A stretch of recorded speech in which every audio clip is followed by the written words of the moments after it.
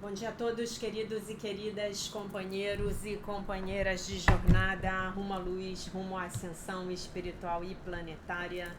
Tudo bem com vocês, meus queridos, minhas queridas? Então, hoje é domingo, dia 4 de fevereiro de 2024 e nós vamos juntos dar continuidade à nossa jornada de libertação, cura e ascensão através dos ensinamentos de um curso em milagres. Começamos o nosso vídeo com a leitura e os comentários da lição do dia, que é a lição 35. Minha mente é parte da mente de Deus. Sou muito santo. Eu sou muito santo. Já falei para vocês que eu tenho um problema com essa palavra santo, né? Já vou explicar para vocês como é que eu faço para driblar a minha mente egóica. A ideia de hoje não descreve o modo como vês a ti mesmo agora. Descreve, porém, o que a visão te mostrará. De que visão ele está falando? Da visão crística. É difícil para qualquer pessoa que pense estar nesse mundo acreditar nisso em relação a si mesma. No entanto, é por não acreditar nisso que ela pensa estar nesse mundo. Acreditarás que és parte do lugar onde pensas estar. É por isso que te rodeias com o meio ambiente que queres. E tu o queres para proteger a imagem de ti mesmo que tens feito. A imagem é parte desse meio ambiente. O que vês, enquanto acreditares que estás nele, é visto através dos olhos da imagem. Isso não é visão. Imagens não podem ver, hologramas não podem ver, tá? Só podem perceber, tá? A ideia para o dia de hoje apresenta uma perspectiva bem diferente de ti mesmo. Por estabelecer a tua fonte, estabelece a tua identidade, e ela te descreve como realmente tens que ser na verdade. Usaremos um tipo de aplicação um pouco diferente para a ideia de hoje, porque a ênfase hoje está naquele que percebe, ao invés de estar no que é percebido. Essa é uma frase importante, tá? A ênfase hoje está naquele que percebe, ao invés de estar naquele que é percebido, tá bom? Começa cada um dos 3 períodos de prática de 5 minutos de hoje repetindo a ideia do dia para ti mesmo. E depois fecha os olhos e investiga a tua mente, buscando os vários tipos de termos descritivos nos quais te vês. Inclui todos os atributos baseados no ego que conferes a ti mesmo, positivos ou negativos, desejáveis ou indesejáveis, grandiosos ou degradantes. Todos eles são igualmente irreais, porque não olhas para ti mesmo através dos olhos da santidade. Na parte inicial do período de exame da mente, é provável que vais enfatizar o que consideras serem os aspectos mais negativos na sua percepção de ti mesmo. Perto da última parte do período de exercícios, no entanto, termos descritivos mais auto-enaltecedores podem cruzar a tua mente. Tenta reconhecer que a direção das tuas fantasias sobre ti mesmo não importa. Ilusões não tomam nenhuma direção na realidade. Elas meramente não são verdadeiras. Uma lista não seletiva e adequada para a aplicação da ideia para o dia de hoje poderia ser a seguinte: eu me vejo submisso, eu me vejo deprimido, eu me vejo fracassado, eu me vejo ameaçado, eu me vejo impotente, eu me vejo vitorioso, eu me vejo perdedor, eu me vejo caridoso, eu me vejo virtuoso, né? Você pode adicionar, eu me vejo culpada, eu me vejo arrogante, eu me vejo uma pecadora e por aí vai. Não deves pensar nesses termos de modo abstrato. Eles te ocorrerão à medida que passarem pela tua mente várias situações, personalidades e eventos nos quais tu participes. Escolhe qualquer situação específica que te ocorra. Identifica o termo ou termos descritivos que sentes que são aplicáveis as tuas reações àquela situação e usa-os na aplicação da ideia de hoje. Depois de ter citado cada um deles, acrescenta: mas a minha mente é parte da mente de Deus. Eu sou muito santo. Durante os períodos mais longos de exercícios, provavelmente haverá intervalos em que nada específico te ocorra. Não te tensiones para achar coisas específicas para preencher o intervalo, mas apenas relaxe e repete a ideia de hoje lentamente até que algo te ocorra. Embora nada do que te ocorrer deva ser omitido dos exercícios, nada deve ser desencavado com esforço.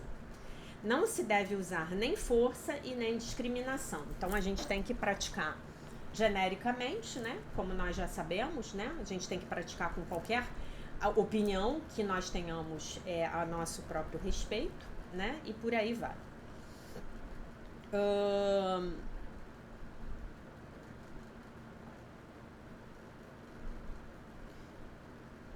Só um minuto.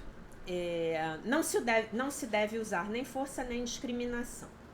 Durante o dia, tanto quanto possível, escolhe um atributo ou atributos específicos que conferes a ti mesmo naquele momento e aplica a eles a ideia de hoje, acrescentando-a a cada um na forma indicada acima. Se nada em particular te ocorrer, meramente repete a ideia para ti mesmo com os olhos fechados. Muito bem. Então, a lição de hoje: minha mente é parte da mente de Deus. Eu sou muito santo. Né? Eu gosto de praticar dizendo: minha mente é parte da mente de Deus. Eu sou a filha de Deus, perfeita, inteira, completa, maravilhosa, isenta de pecado. Eu sou muito santa, tá? Minha mente egóica, óbvio, tem muita dificuldade com essa palavra santo, santa. Me passa uma coisa assim que me traz uma ideia de falsidade, entende? Então, assim, é difícil.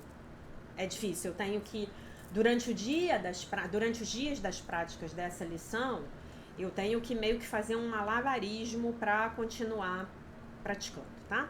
Então, a gente passa para a leitura agora do livro do Alan Watson e do Robert Perry, o livro A Workbook Companion, comentários sobre o livro de exercícios para estudantes de um curso em milagres.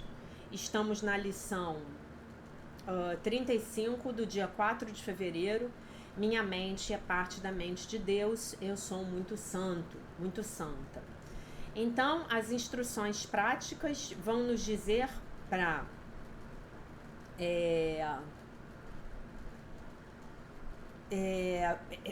lembre-se, para que nós nos lembremos da lição tão frequentemente quanto possível, e a lição vai poder tomar uma de duas formas, né? Você notando os atributos os quais você está aplicando para si mesmo na situação atual e colando elas, né? Colocando elas na fórmula para usar na prática mais longa. Eu me vejo como culpada, mas a minha mente é parte da mente de Deus. Eu sou muito santa. Eu me vejo como arrogante, mas a minha mente é parte da mente de Deus. Eu sou muito santa. Eu me vejo como estúpida, mas a minha mente é parte da mente de Deus. Eu sou muito santa. E por aí você vai repetindo, tá? E se você não estiver pensando em nada a seu respeito, e pode ser uma coisa positiva, eu me sinto linda, mas a minha mente é parte da mente de Deus. Eu sou muito santa, tá? Porque a gente está se descolando da imagem do ego, né? Então você apenas vai repetir a ideia vagarosamente com os seus olhinhos fechados, tá bom? Aí ele vem para o comentário, e no comentário ele vai falar um pouco de um texto do capítulo 9 que eu vou ler aqui para vocês em língua portuguesa, tá bom? Ele pega um pouco do capítulo 9 para chegar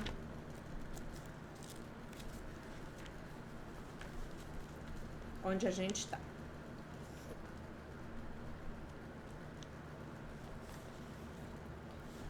Então ele diz assim: ah, gente, olha que barato. Eu, na lição de anteontem, eu acho que a gente falou sobre o curador, né? Acho que foi anteontem que nós falamos sobre o curador. Eu falei que tinha uma sessão falando do curador no livro e não disse qual era, né? Então tá aqui. É no capítulo 9, a aceitação da expiação, o curador não curado. Tá bom? Então vamos lá. O texto nos diz. 742.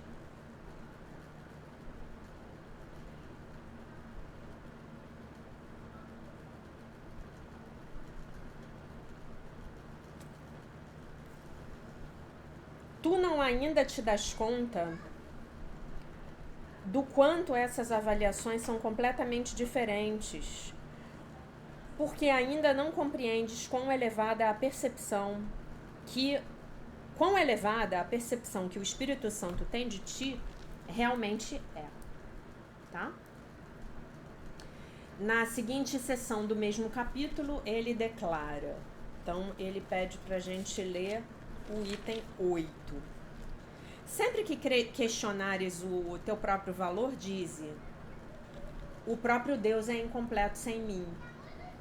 O próprio Deus é incompleto sem mim. Eu acho que eu vou fazer uma tatuagem. Eu sugiro que você faça também. Vou fazer uma tatuagem aqui, no meu braço esquerdo. O próprio Deus é incompleto sem mim. Nunca mais o ego colocará suas garras sobre a minha pessoa. Lembra-te disso quando o ego falar, e assim tu não o ouvirás.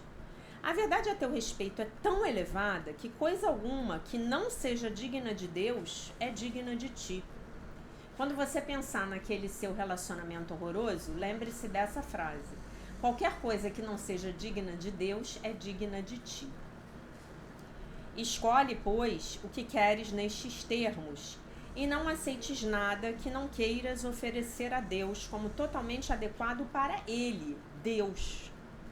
Tu não queres nenhuma outra coisa. Devolve a tua parte a Deus e Ele te dará tudo de si mesmo em troca da devolução do que pertence a Ele e o torna completo, né? Tem um postzinho do Instagram, se eu achar eu boto para vocês na nossa conta, né? Que a criancinha tá com um bichinho de pelúcia pequenininho e Jesus está agachado falando com ela e pedindo a ela para dar o bichinho de pelúcia. E ela tá meio assim, né? É a posse dela, ela não queria, né? Entregar o bichinho de pelúcia, mas ele tá escondido nas mãos dele, atrás, nas costas dele, tá um imenso bicho de pelúcia, né? Então é exatamente isso que Deus quer da gente.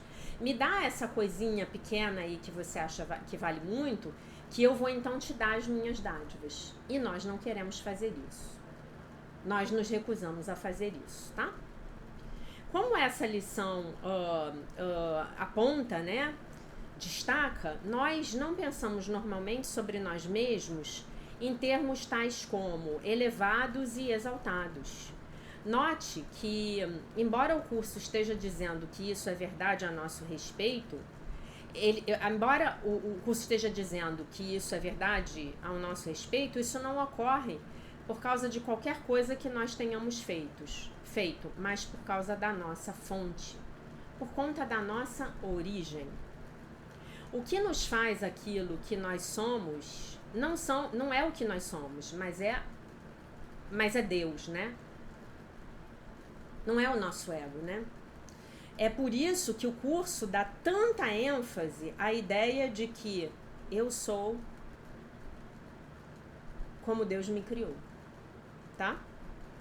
Nossa pequena visão de nós mesmos vem das nossas tentativas de criar a nós mesmos.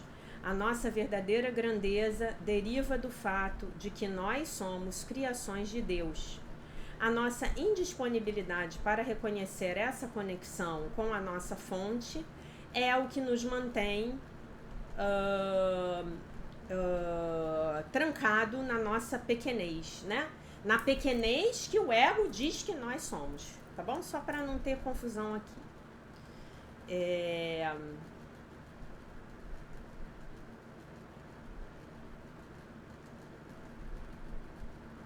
Nós resistimos a reconhecermos Deus como a nossa fonte, porque aparentemente para os nossos egos, nos colocarmos em segundo plano, isso seria nos colocarmos em segundo plano e nos fazermos dependentes. Na verdade, isso não nos faz dependentes. Nós já somos dependentes. E essa é a nossa vergonha, e essa é a nossa glória. E é isso que estabelece a nossa grandeza, no delírio do ego, tá? Nós temos muita dificuldade em acreditar que somos muito santos. Na frase, eu sou muito santo. Nossa recusa em acreditar nisso é porque nós estamos nesse mundo, nesse ambiente que nós pensamos que é o que nós queremos. Nós queremos esse ambiente porque ele apoia a nossa imagem de nós mesmos como seres separados, independentes de Deus. Quando nós olhamos para o mundo e olhamos para nós mesmos vivendo no mundo, as coisas que nós vemos não apoiam a ideia dessa lição, de forma alguma, né? As lições estão sempre nos levando para fora do nosso senso comum. Na verdade, para sermos sinceros, as lições são todas bizarras para o nosso senso comum. Se você chegar para uma pessoa que não é um estudante de Usen e disser para ela o mantra que você está repetindo no dia, ela vai falar, nossa, essa pessoa eu vou ligar aqui para o hospital psiquiátrico e vou pedir para alguém vir buscá-la, não é? Né? Sair por aí dizendo eu sou muito santo, eu sou muito santa, eu sou muito santo, nossa, eu sou muito santa. A pessoa tá delirando, né? Enlouqueceu. Muito bem. Mas os olhos, ouvidos, o nariz e o toque que nós utilizamos para juntar evidências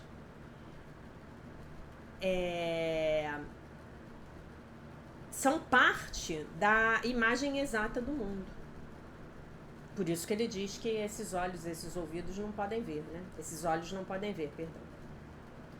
Eles existem dentro dos contornos da imagem do mundo que nós construímos muito cuidadosamente e não nos mostram a nossa união com Deus.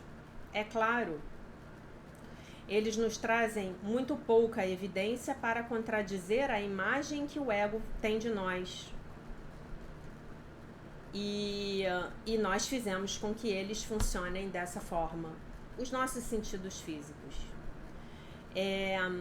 Uma ênfase bastante forte do curso está em olharmos diretamente para a nossa escuridão e confrontarmos os nossos medos. Quanto mais nós olharmos para o medo, diz o curso, menos nós o veremos.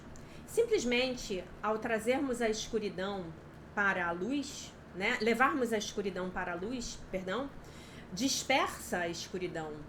Olharmos para o nosso ego, inclusive para a extensão total do nosso ódio, é crucial para o nosso crescimento. O curso nos diz, essa lição reflete o outro lado. O que é algo que algumas vezes é negligenciado, como estamos olhando, quando olharmos para o ego é enfatizado demais. O outro lado está lembrando a nós mesmos firmemente da verdade da nossa realidade exaltada. A minha mente é parte da mente de Deus. Eu sou muito santo. E o texto nos diz, Deus em si mesmo é incompleto sem mim. Sempre que você questionar o seu valor, diga, Deus em si mesmo é incompleto sem mim. Então, quando você estiver naqueles dias que você estiver se sentindo um lixo, né? Que você tiver feito algo muito ruim, né? Você pode se lembrar disso, né? Deus em si mesmo é incompleto sem mim. Lembre-se disso quando o ego falar e você não o escutará. Lembrar a nós mesmos da verdade sobre nós é outra técnica poderosa que o curso recomenda para transcendermos os nossos egos. A lista de atributos e termos que nós usamos para descrever a nós mesmos, dada na lição, é apenas uma pequena amostra. À medida em que você praticar a lição no dia de hoje, tente notar o que você pensa sobre você mesmo e o quão diferente todos esses pensamentos, bons e maus, são da declaração dessa lição sobre você. Eu poderia adicionar alguns dos meus próprios termos para essa lista: esquecido, desorganizado, inteligente, sábio, aquele que fica para trás, talentoso com aquilo que eu faço. Sobre quais termos você pensa, né? Então eu dei para vocês uma lista minha, né? Culpada, arrogante, pecadora, né? Estúpida, né? Distraída, preguiçosa, bagunceira, né? E aí você vai se lembrar de muitas coisas que você ouvia dos seus pais na sua infância, tá? Mas aí você volta lá para jornada de cura da criança interior, tá bom? Você deve ter notado que as lições agora estão pedindo 3 períodos longos de prática de 5 minutos cada. Nós estamos entrando numa prática mais pesada. Alguns de nós, se nós não tivermos meditado previamente, podem achar difícil se sentar por 5 minutos com os olhos fechados para fazer esses exercícios. Eu encorajo você a fazê-los de qualquer forma. Qualquer novidade é difícil, né, num primeiro momento, mas se torna mais fácil com a prática. E é para isso que a prática é destinada, né? Então eu vou falar para vocês como eu faço a minha prática. Então eu pego a lição e vou para a meditação, né? A meditação que eu gravei para vocês, que não é exatamente a que eu faço, mas é idêntica, muito parecida, né? E aí eu fico durante a minha meditação lembrando da lição, fazendo a lição. Então já tem uma prática muito longa, que em média eu medito por 40 minutos por dia de manhã, 10 minutos antes de dormir, tá bom? Então, enfim, é isso, tá? É isso sobre o que a lição fala pra gente. A minha mente é parte de Deus, eu sou muito santo. O que eu acho bom destacar aqui pra vocês? Um conceito que me ajuda muito, que é meu, que eu inventei, que é assim: quando eu começo a pensar mal de mim, quando eu começo a pensar mal das pessoas, eu me lembro assim: esses não são os pensamentos que eu compartilho com Deus. Esses pensamentos são do meu ego, né? Então eu meio que me destaco da identificação com esse ego. Não, isso aqui é a voz do ego, né? A voz do ego que quer começar a julgar o outro. É a voz do ego que quer começar a eu me julgar, né? Aí quando eu começo a me condenar, a me criticar, eu falo: mas isso é a voz do ego. Se eu olhar para os pensamentos que Deus tem, e se eu pensar nos pensamentos que Deus tem a meu respeito, e não é nada disso, né? E essa frase aqui que ele nos lembra do capítulo 9 é muito poderosa, né? Deus em si mesmo é incompleto sem mim, né? E aí silencia completamente a voz do ego, tá bom? Então, meus queridos, muito bem. Terminando o nosso comentário sobre um curso em milagres, mas prosseguindo aqui na nossa jornada ascensional, eu vou continuar com a leitura dos níveis de consciência da escala do Dr. David Hawkins, que é descrito aqui no livro Poder versus Força, do Dr. David Hawkins em si mesmo, tá? Então nós lemos sobre a vergonha e a culpa na semana passada, e hoje eu vou ler a apatia, o nível de apatia, que é o nível 50 na escala dele, tá? Este nível se caracteriza pela pobreza, pelo desespero e pela desesperança. O mundo e o futuro têm um aspecto sombrio. A vida é patética. A apatia é um estado de ausência de defesa. As suas vítimas, necessitadas, em todos os sentidos, não apenas carecem de recursos, mas sim da energia para procurar as coisas que estão à sua disposição, né? Então, muitas vezes está tudo à disposição, mas a pessoa não tem nem energia para ir ao encontro daquilo de que ela precisa. A menos que os seus cuidadores as provejam, acho que é provejam, né? De prover, de energia externa, o resultado pode ser a morte através do suicídio passivo, que a pessoa não tem nem energia para tirar a própria vida. Sem vontade de viver, os desesperados têm o olhar em branco e não respondem aos estímulos, até que os seus olhos deixam de atender e nem sequer lhes resta a energia suficiente para tragar o alimento que lhes é oferecido. Lembrem-se que eu contei para vocês que o Dr. David Hawkins, ele era médico psiquiatra, tá? Então, ele viu na prática clínica dele as pessoas nesses níveis de consciência. Talvez nós, eu e você, nunca tenhamos tido contato com uma pessoa que tenha estado no nível de apatia, tá? Mas ele teve. Obviamente que ele pegou todo esse conhecimento para desenvolver, porque é o trabalho dele, é um trabalho que ele desenvolveu, a escala dos níveis de consciência, que levam o nome dele, tá bom? Este é o nível das pessoas sem teto, dos esquecidos da sociedade. Também é a sorte de muitos anciãos e daqueles que ficam isolados por enfermidades crônicas e progressivas. Vou dar um exemplo para vocês, pegando a história do nosso Mestre Jesus, seriam aí os leprosos, né? E ele, ao contrário dos religiosos e governantes daquela sociedade da época, ele ia lá ter com os leprosos. Ele ia lá ter com os leprosos, né?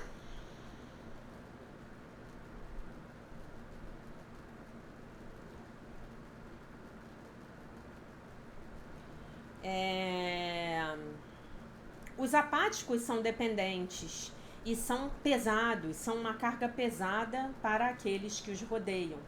Talvez vocês tenham algum de vocês aí tenha a história de uma pessoa com uma doença psiquiátrica em casa, né? Pode ser. Muito frequentemente falta motivação à sociedade para oferecer uma verdadeira ajuda às culturas e também aos indivíduos que estão neste nível, porque se considera que eles tiram, né, recursos sociais. E este é o nível dos bairros mais baixos de Calcutá, onde somente os santos, como Madre Teresa e seus seguidores, se atrevem a entrar. A apatia é o nível no qual se abandona a esperança e poucos têm a valentia de olhar em sua cara, olhar em sua face. Né? Então ele está falando aí do trabalho que a Madre Teresa fazia lá nos bairros mais humildes de Calcutá. Né? Vocês estão percebendo aqui que o Dr. David Hawkins, eu vou ler a pena, tá? E depois eu falo disso, que é importante. Nível de energia 75, pena. Este é o nível da tristeza, da perda e do desânimo. A maioria experimentou esse nível em algum período de sua existência, mas aqueles que ficam nesse nível vivem uma vida de constantes lamentos e depressão. É o nível do luto, do dolo, do ressentimento pelo passado, também daqueles que são os perdedores habituais e daqueles que são jogadores crônicos, que aceitam o fracasso como parte do seu estilo de vida, o que frequentemente os leva a perder seus empregos, amigos, famílias e oportunidades, além do seu dinheiro e da sua saúde. As grandes perdas sofridas no começo de suas vidas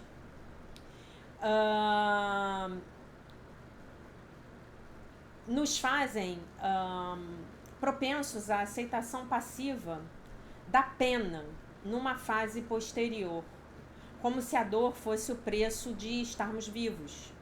No estado da pena, alguém vê a tristeza em todos os lugares, nas crianças pequenas e na vida em si mesma. Esse nível colore toda a visão da existência, colore negativamente, né? Lembrando que abaixo de 200 a gente está num nível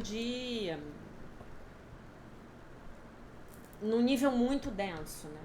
É totalmente ego negativo, totalmente, 100%. Parte da síndrome da pena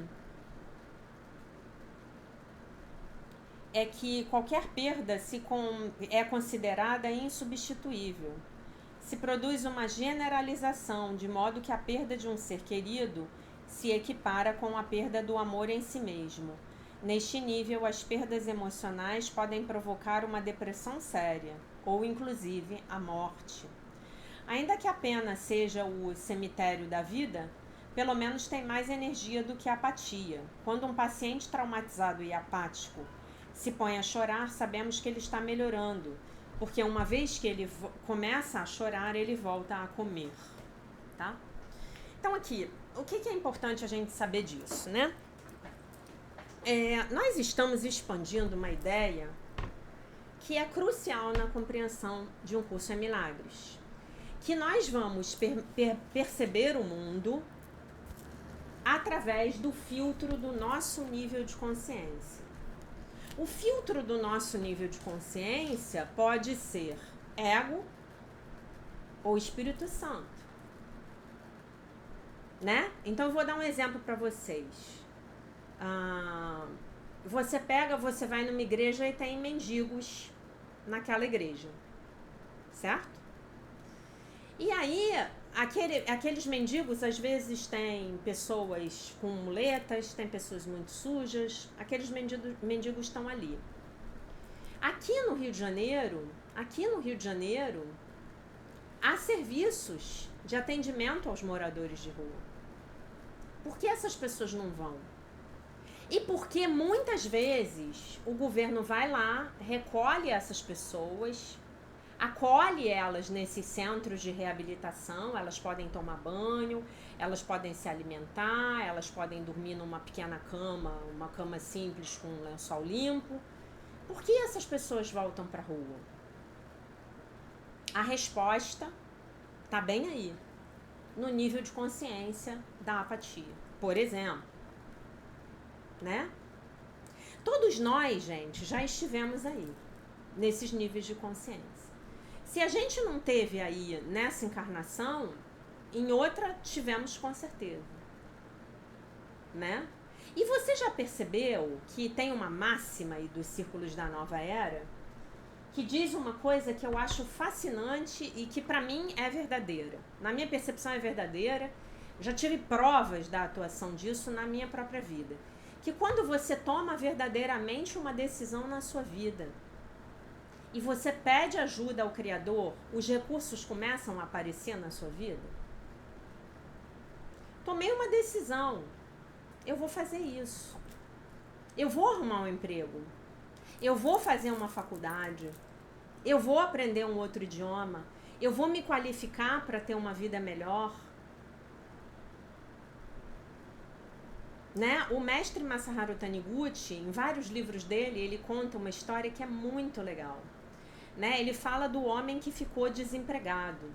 Né? E eu tinha um segurança aqui na minha rua, que na minha rua a gente tem os seguranças, e um dia esse homem veio me pedir ajuda, porque ele vivia sem dinheiro, e eu falei a ele para fazer isso. E ele, obviamente, não fez, e achou que eu era maluca, mas tudo bem. Então ele diz que tinha lá na cidade, lá no Japão, se eu não me engano era Kobe, o mestre é muito engraçado, ele sempre diz onde as histórias se passam, né? Acho que era em Kobe. E aí esse homem ficou desempregado, né? E ele estava muito desesperado, porque como é que ele ia pagar as contas dele, sustentar a família? E aí ele vai na Seichonoye pedir orientação. E aí eu não me lembro se foi o mestre mesmo que deu orientação para ele, ou se foi um outro discípulo lá avançado do mestre, né? Como o mestre estava vivo, gente, o mestre morreu na década de 90, vocês imaginam, a pessoa tinha orientação direta com o mestre, né? E o mestre, gente, o mestre ele era top, tá? O mestre era quase Jesus Cristo, tá? E aí o mestre fala pra ele, então tá bom, você vai pra sua rua, lá pras redondezas, com uma vassoura e uma pá na mão e você vai começar a limpar a rua, porque você precisa entender que você tá sem emprego, porque não tem emprego pra você, mas tem trabalho. Aí o cara, como diz o mestre, com a mente dócil, o cara vai e faz. Aí o cara começa a varrer chão. Se eu não me engano, ele vai até com a esposa. Agora eu não tô me lembrando se ele vai só ou se ele vai com a mulher dele. Porque lá no Japão, os casais são muito unidos, né? E aí ele varre. Tipo assim, chega no terceiro dia que ele tá varrendo, um homem chega pra ele e fala assim, você tá varrendo por quê? Ah, porque eu tô desempregado e eu não quis ficar sem fazer nada, então eu tô varrendo aqui o chão, tirando a sujeira. Né? Foi justamente a sugestão que eu dei pro segurança aqui na minha rua, né? Limpa. Vai limpando. E por que a gente faz isso? É pro outro ver a gente? Não. É para nós mudarmos a nossa consciência. Aí o homem fala para ele, então tá bom, então você pode fazer esse trabalho X aqui e dar um emprego para ele.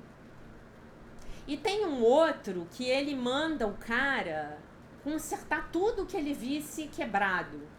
E aí o cara começa a sair, ele era uma espécie de um ferreiro, sei lá, e o cara sai pela rua e conserta a gangorra da criança que estava quebrada. Ele vê um ferrolho quebrado na casa de uma pessoa, ele toca lá e pede licença, posso consertar o seu ferrolho? Ah, mas quanto vai ser? Não é nada, eu tô... E o cara começa a fazer isso, conserta o ferrolho. Começa a procurar coisa para fazer. Gente, se a gente sair na rua agora, a gente vai encontrar um lixo no chão para recolher. Faça isso. Mesmo que você esteja empregado, faça isso. Essa semana eu desci para ir malhar e tinha uma garrafa PET no chão. Eu peguei a garrafa e botei na lixeira, que estava inclusive bem perto. Não sei se a pessoa botou e caiu, enfim. Né? E aí acontece a mesma coisa com esse homem. Alguém te dá emprego. Imagina, essa pessoa trabalha sem ganhar, o que ela vai fazer por mim se eu pagar um salário para ela? Então, gente, a pobreza e a riqueza, a oportunidade e a falta de oportunidade, elas vão ser vistas ou não vistas, aproveitadas ou não aproveitadas de acordo com o nosso nível de consciência. Ah, mas os homens são todos canalhas, não tem um homem que preste nesse mundo. Esse é o seu nível de consciência. Adivinha quem vai convidar você para sair?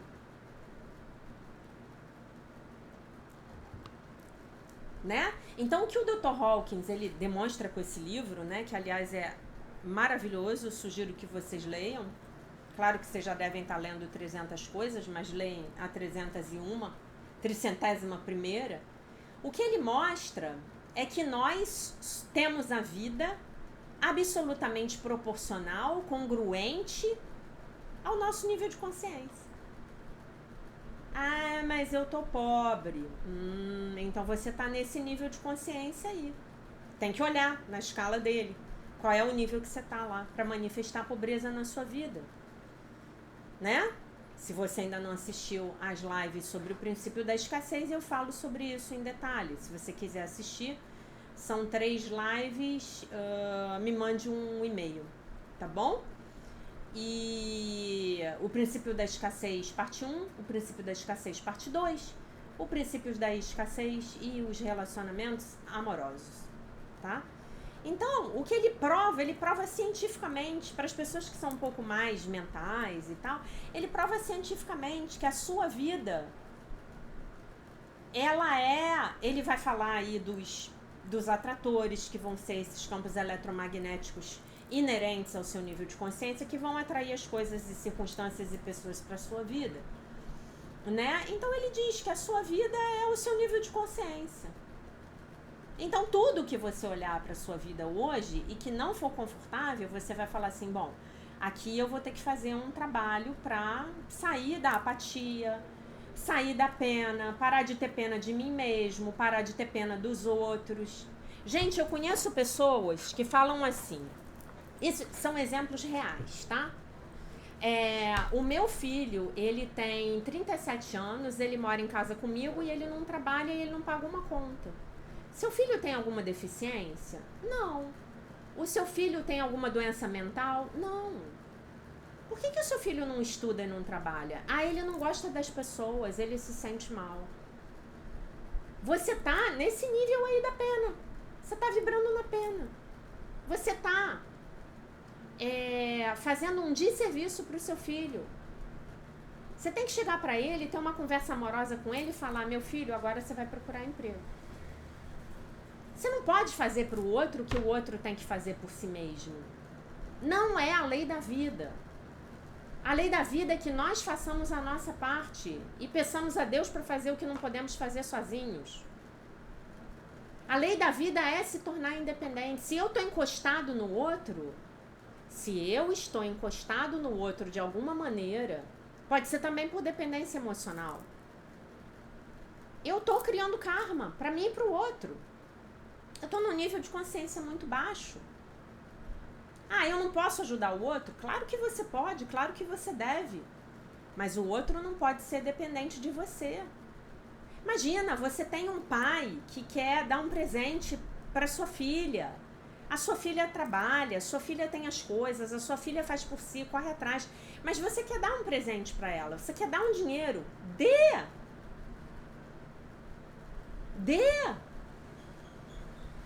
Mas olha só, como é que você vai ficar incentivando a dependência do outro? Você está criando karma para você e para o outro. Você não está evoluindo no nível de consciência. E essa é a sua jornada. Evoluir no nível de consciência. Vocês sabem quantas pessoas vão ter a oportunidade de morrer num nível de consciência diferente daqueles que nasceram? O Dr. Hawkins estima que 4% da humanidade. Ele estima que 4% da humanidade chegarão em algum lugar diferente daquele de onde nasceram. E aí eu pergunto para vocês, hoje, com redes sociais, com YouTube, a gente não cresce se não quiser. Porque a gente está escolhendo ficar no hedonismo, nos prazeres corporais. Não, agora eu vou ver o vídeo da Madonna. Daqui a pouco eu vou ver o vídeo do sei lá quem. Daqui a pouco eu vou dançar pagode. Daqui a pouco eu vou pro churrasco. Daqui a pouco eu vou beber minha cerveja. É a sua escolha. Tudo bem. Eu, como diz o meu grande mestre David Wilcock, eu estou farta da terceira dimensão. A brincadeira está perdendo a graça para mim mesmo. Por isso eu tô aqui falando para vocês sobre uma outra forma de viver e querendo trazer comigo, dentro da minha limitada possibilidade de transmissão de algum ensinamento válido, eu tô querendo trazer comigo o maior número de pessoas possível. Tá bom, meus amores? Tá bom? Então, meus amores, essa era a mensagem que eu tinha para o dia de hoje. Eu digo para vocês que hoje à noite teremos live, se Deus quiser começaremos às 19 horas. Hoje teremos mais uma sessão do capítulo 4, eu acho que é a sessão 4.4, tá bom? Você já pode ir aí lendo e se preparando. E eu deixo vocês com a paz de nosso Senhor Jesus Cristo, com um beijo imenso. E se Deus quiser, nós nos vemos hoje à noite.